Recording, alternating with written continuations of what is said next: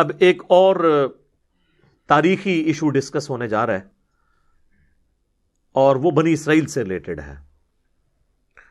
سورہ آل عمران کی آیت نمبر 93 کے اندر چونکہ نبی علیہ السلام نے دعوت لانچ کی تھی تو آئے دن جو یہودی ہیں وہ مسلمانوں کو تنگ کرنے کے لیے عجیب و غریب قسم کے سوالات اٹھاتے رہتے تھے. جیسے یہاں پہ بھی لوگ چھوٹے چھوٹے فقہی مسئلے اٹھاتے ہیں، پوچھیے جی ذرا جا کے، ٹھیک ہے نا جی. تو یہودیوں نے ایک ایشو اٹھایا.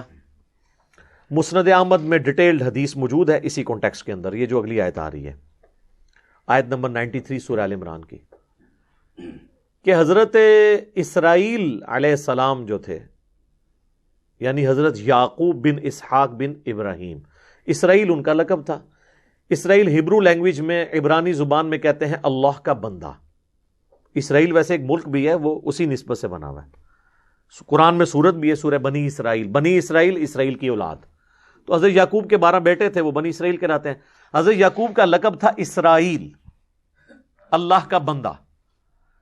تو حضرت اسرائیل یعنی حضرت یعقوب بن اسحاق بن ابراہیم علیہم السلام اجمعین، ان کو کوئی عارضہ لاحق ہوا تو انہوں نے ایک منت مان لی کہ جب میں ٹھیک ہوں گا نا تو میں اپنی سب سے پسندیدہ چیز اپنے اوپر حرام کر لوں گا. اور 2 چیزیں انہوں نے اپنے اوپر حرام کر لی، ایک اونٹ کا گوشت اور ایک دودھ. ویسے ہماری شریعت میں تو اللہ تعالیٰ نے اس چیز کو ناپسند فرمایا ہے. اب فائنل تو حکم یہی ہے. سورہ تحریم نہیں نازل ہوئی قرآن حکیم میں، پوری ڈیٹیل بخاری مسلم میں ہے، اور سورہ تحریم کا تو آغاز ہی سے ہو رہا ہے، اس کا نام ہی تحریم ہے. اے نبی، آپ نے اپنی بیویوں کی رضا جوئی کے لیے اپنے اوپر وہ چیز کیوں حرام کر لی ہے جو اللہ نے آپ کے لیے حلال کی تھی، یعنی شہد.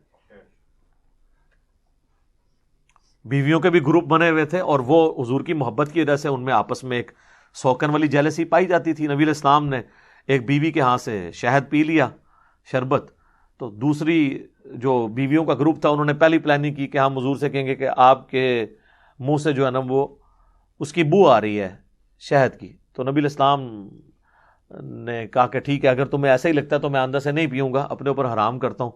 اور مقصد ان کا یہ تھا کہ وہ روزانہ وہاں سے شہد پی کے آتے تھے تو اب وہاں زیادہ دیر نہ بیٹھے، ہمارے پاس آئیں.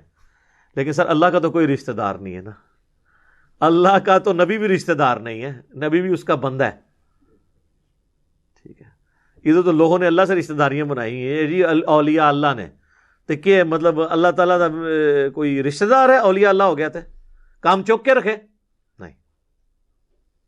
تو قرآن میں سورہ تحریم کا نام ہی سورہ تحریم، اور سٹارٹ اس سے ہوا ہے کہ اے نبی، آپ اپنی بیویوں کی رضا جوئی کے لیے اس چیز کو حرام کر رہے ہیں جو اللہ نے آپ کے لیے حلال کی ہے. تو نبی علیہ السلام نے پھر اپنی قسم توڑی، قسم کا کفارہ ادا کیا. تو ہماری شریعت میں تو یہ مسئلہ بہت سخت ہے. اس زمانے میں جواز کی حد تک تھا، اور بھی کئی کام تھے. 2 بہنوں سے اکٹھا نکاح ہو سکتا تھا. حضرت یعقوب علیہ السلام کی جو 2 بیویاں تھیں، جن میں سے ایک میں سے بنیامین اور یوسف تھے اور باقی 10 بیٹے دوسری بیوی میں سے، وہ آپس میں بہنیں تھیں دونوں. لیکن اب آپ 2 بہنوں کو ایک نکاح میں جمع نہیں کر سکتے. وہ قرآن میں سورہ النساء کے اندر آیت نازل ہو چکی ہے. بہرحال حضرت یعقوب نے جب یہ منت مان لی، اب وہ منت پوری کرنے لگے. اب انہوں نے تو منت پوری کی. حضرت یعقوب کے جو چاہنے والے تھے، وہ وقت گزرتا گیا تو انہوں نے یہ کہنا شروع کر دیا کہ اونٹ ہے ہی حرام، اونٹ کو حرام ڈکلیئر کر دیا. آج بھی آپ کے پاس جو اسٹیبلش تورات ہے نا ٹیمپرڈ فارم کے اندر، اس میں باقاعدہ یہ موجود ہے کہ بھی اونٹ کا گوشت حلال نہیں ہے. یہ چیز انہوں نے اسٹیبلش کر لی، حالانکہ جو اوریجنل تورات تھی اس میں یہ چیزیں موجود تھی. ایون نبی علیہ السلام کے زمانے تک بھی جو تورات تھی نا، اس میں یہ چیز موجود تھا کہ یہ حضرت یعقوب علیہ السلام کی ذاتی پسند ناپسند کا مسئلہ تھا، یہ حرام نہیں تھا. اب یہودی کیا کرتے تھے، مسلمانوں سے کہتے تھے تم تو اونٹ کو جائز سمجھتے ہو، ظاہر ہے بہیمۃ الانام ہے اور وہ مویشی ہے گھر میں پالے جانے والا، جس طرح کہ گائے ہے، بکری ہے، بھیڑ ہے، بھینس ہے اور اونٹ بھی. تو اگر تم کہتے ہو کہ ہم ابراہیمی دین پہ ہیں تو ابراہیمی دین کے اندر تو اونٹ حرام ہے، کیونکہ تم خود مانتے ہو کہ ابراہیم کے 2 بیٹے تھے، اسحاق اور اسماعیل. تو ہم بنی اسرائیل حضرت ابراہیم کی اولاد میں سے ہیں، ہم شریعت ابراہیمی کے اوپر ہیں. تو اگر یہ نبی ابراہیمی ہوتا تو اونٹ کو بھی حرام کرتا یہ. تو اللہ تعالیٰ نے پھر اس کا جواب دیا قرآن میں، کل الطعام کان حلا لبنی اسرائیل، ہر طرح کی جو حلال چیزیں کھانے کی ہیں نا وہ حلال ہی تھیں بنی اسرائیل پر، الا ما حرم اسرائیل علی نفسی، سوائے ان چیزوں کے جو اسرائیل یعنی حضرت یعقوب نے خود اپنے اوپر حرام کر لی تھی، من قبل ان تنزل التوراۃ، تورات کے نازل ہونے سے پہلے۔ جب تورات نازل ہوئی نا تو پھر اللہ تعالیٰ نے کہا یہ حلال و حرام کا مسئلہ نہیں تھا، اونٹ حلال ہے، کسی نبی کی پسند ناپسند یا اس کی منت ماننے سے کوئی چیز حرام نہیں ہو جاتی۔ سر نبی کی مرضی سے اگر کوئی حلال و حرام کا فیصلہ نہیں ہوتا تو بزرگ بابے کیسے فیصلہ کریں گے؟ اس لیے ہم کہتے ہیں دین آسمانوں سے نازل ہوا ہے، اس زمین کی چیز ہی نہیں ہے، یعنی دین کتابوں میں ہے۔ یعنی کہ مرنے سے پہلے اے مسلمان کر لے اس پہ غور، کتابوں کا خدا اور ہے، بابوں کا خدا اور۔ تو پھر جواب دیا گیا کہ یہ تو انہوں نے خود حرام کیا تھا۔ جب تورات نازل ہوئی تو کتابیں کیوں آتی تھیں، پیغمبر کیوں آتے تھے؟ کہ پیغمبروں کے ماننے والے نے جو دین میں خرابیاں داخل کی ہیں وہ نیا پیغمبر آ کے وہ خرابیاں دور کرتا تھا اور پھر دین صاف ستھرا ہو جاتا تھا۔ اس لیے کتابیں بھی تبدیل ہوتی تھیں، انبیاء کی جو تعلیمات ہیں وہ بھی ٹیمپر ہو جایا کرتی تھی، کیونکہ ٹینشن نہیں ہوتی تھی نیا پیغمبر آ کے اس کو درست کر دے گا۔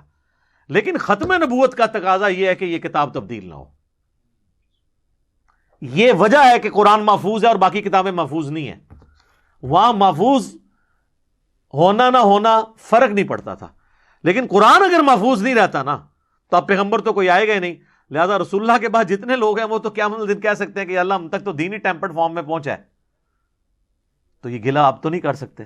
اسی لیے پھر اللہ نے اس کی ذمہ داری خود لی، انا نحن نزلنا الذکر وانا لہ لحافظون، سورۃ الحجر آیت نمبر 9۔ بے شک اس الذکر قرآن یاد دہانی، اللہ کی یاد دلانے والی کتاب کو ہم نے نازل کیا، ہم ہی اس کی حفاظت کرنے والے ہیں۔ یہ ختم نبوت کی برکت ہے کہ قیامت تک کے لیے کتاب اللہ نے اپنے ذمے لے لی ہے۔ تو اللہ تعالیٰ فرما رہا ہے کہ یہ تورات نازل ہونے سے پہلے تھا، تورات میں پھر اللہ نے کلیریفائی کر دیا تھا، تم یہودی ہو نا، تورات کے ماننے والے ہو نا۔ موسیٰ علیہ السلام بھی تو تورات کے ماننے والے تھے، ان پہ تورات نازل ہوئی تھی، وہ بھی حضرت یعقوب کی اولاد میں سے تھے، وہ بنی اسرائیل میں سے تھے، یہودی النسل تھے حضرت موسیٰ علیہ السلام۔ قل فأتوا بالتوراة فاتلوها ان کنتم صادقین، اے نبی ان سے فرماؤ لے کر آؤ تورات، اگر تم سچے ہو تو تورات پڑھو ذرا، اس میں کہاں لکھا ہے کہ اونٹ کا گوشت حرام ہے؟ ویسے آج کل کی تورات میں لکھا ہوا ہے، کیونکہ وہ تو ٹیمپرڈ فارم میں ہے، نبی علیہ السلام کے مبارک زمانے تک یہ چیزیں انجیکٹ نہیں ہوئی بھی تھی۔ اور جہاں تک توحید کا معاملہ ہے نا، اللہ کے فضل سے آج بھی تورات انجیل میں کوئی ایک آیت بھی ایسی نہیں ہے جو توحید کے منافی ہو۔ پریکٹیکلی وہ سب کے سب لوگ توحید کے خلاف چل رہے ہیں، لیکن کتابیں ان کی ساتھ ہیں۔ جس طرح پریکٹیکلی قرآن میں ایاک نعبد و ایاک نستعین لکھا ہے، اس کے باوجود پریکٹیکلی بابوں کو پکارا جا رہا ہے۔ کتابیں نہیں اس کو مانتی کہ آپ نے بابوں کو پکارنا ہے، کتابیں یہی کہتی ہیں کہ اللہ کو پکارنا ہے، بلکہ بابوں کو پکارنے والے بھی نماز میں اللہ ہی کو پکارتے ہیں۔ وہی جو نماز کے اندر عقیدہ ہے وہی باہر نکل کے بھی رکھو نا۔ تو اگر تم سچے ہو تو لاؤ تورات، اس میں پڑھو۔